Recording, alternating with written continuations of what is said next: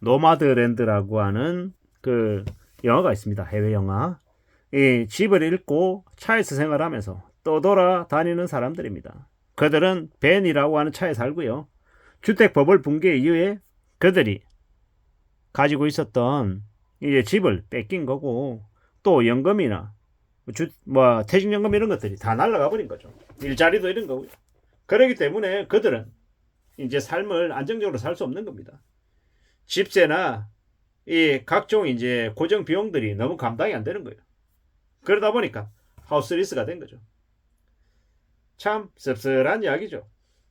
현실이 잔인한 디스토피아라는 걸 보여주는 것 같습니다.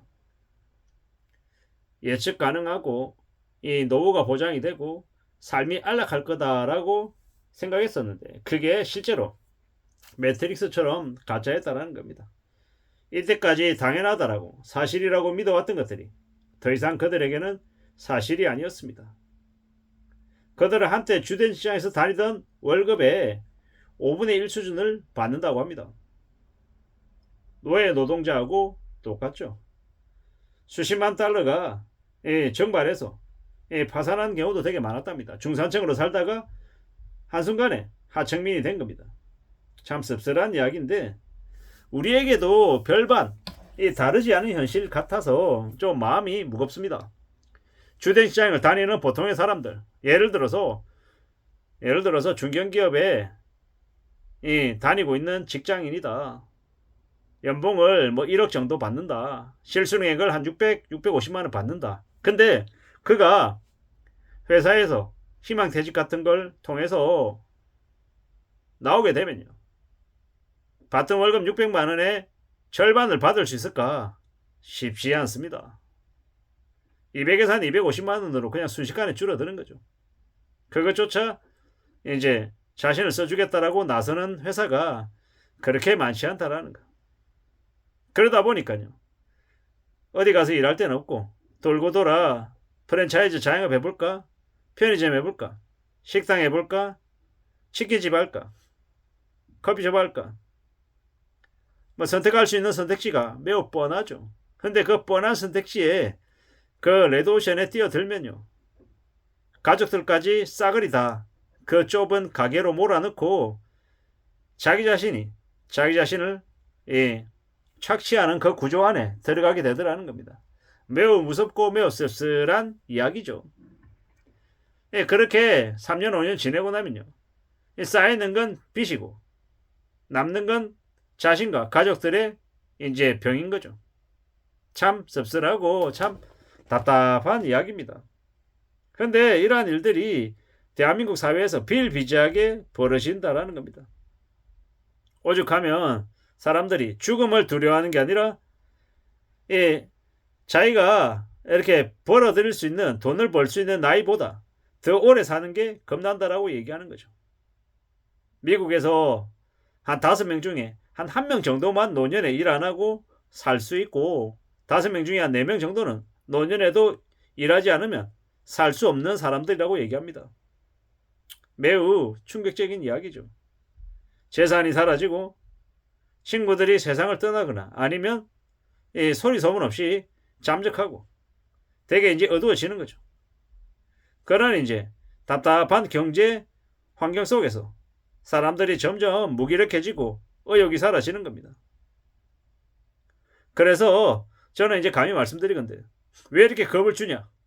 네 겁주고 난 다음에 너 도대체 나에게 어떤 상품을 팔아먹으려고 그렇게 겁을 주냐라고 이야기하는 사람들도 있는데요. 제가 여러분들한테 물건 팔 게 뭐가 있겠습니까?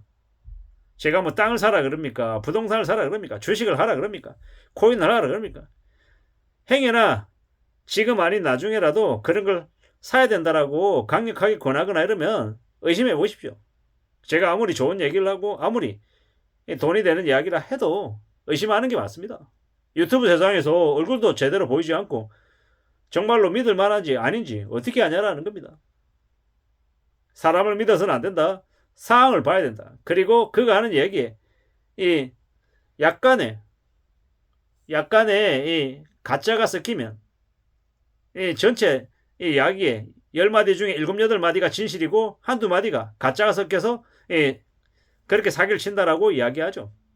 제가 아는 얘기 속에도 분명히 그런 것들이 숨어 있을 수도 있다라고 가정하고 보는 게 맞다라고 저는 생각합니다. 앞으로 우리는요, 일자리를 잃고 저축이 바닥나고 집이 압류당하는 가능성이 생길 수도 있다. 그런 일이 생기라고 악담하는 게 아니라 그런 상황에 놓였을 때 어떻게 대응할 수 있겠는지, 어떻게 살아갈 수 있는지 이러한 것들을 항상 염두에 두고 지내는 게 좋지 않나라는 말씀을 드리고 싶은 겁니다. 그렇게 살아야 이 험한 시대를 그래도 극복할 수 있지 않을까라고 말씀드리는 거죠.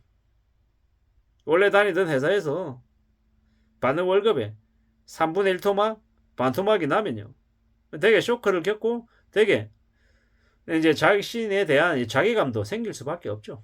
그런데 우리의 시대가 그러한 것들을 요구하고 있기 때문에 우리는 언제든 적응하고 받아들이고 수용하며 살아야 되는 것 같습니다. 수월하지 않은 거죠. 참 많은 생각들이 듭니다. 조금 더 우리 자신을 되돌아보고 어떻게 대비할지에 대해서 고민을 좀 하는 게 좋을 것 같습니다. 앞으로 2025년, 6년, 7년, 8년 좀 잘 두고 봐야 될 것 같습니다. 잘 지켜볼 필요가 있겠다라는 거. 언제든 우리는 지금보다 더 어려운 상황에 놓일 수 있다라는 걸 명심해야 될 것 같습니다. 지금의 대한민국 경제는 비상시국이고 물가는 하루가 멀다 하고 치솟아서 또 오르나라는 이야기를 할 정도입니다.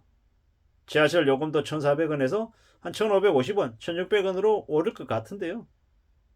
2025년만 오를까? 아니죠. 2026년, 7년, 8년 아마 앞으로 계속해서 올라서 지하철 기본 요금이 2,000원 되고 2,500원 되는 일도 생길 것 같습니다. 이게 지금 현재의 현실임을 명심하고 살아야죠. 최대한 보수적으로 살고 어떻게 하면 좀 안전해질 수 있을지 고민하며 목돈을 마련하고 미래에 닥칠 어려움을 대비하고 대응할 수 있어야 되겠다라는 겁니다.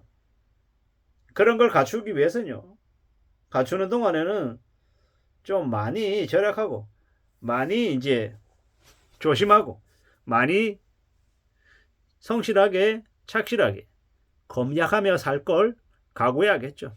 철저히 그렇게 살아야 삶을 지켜낼 수 있는 것 같습니다. 안전하게 살아가기 위해서 우리는 언제든 준비되어 있어야 될 것 같습니다. 대비하고 대응해야 될 것 같습니다. 이상입니다.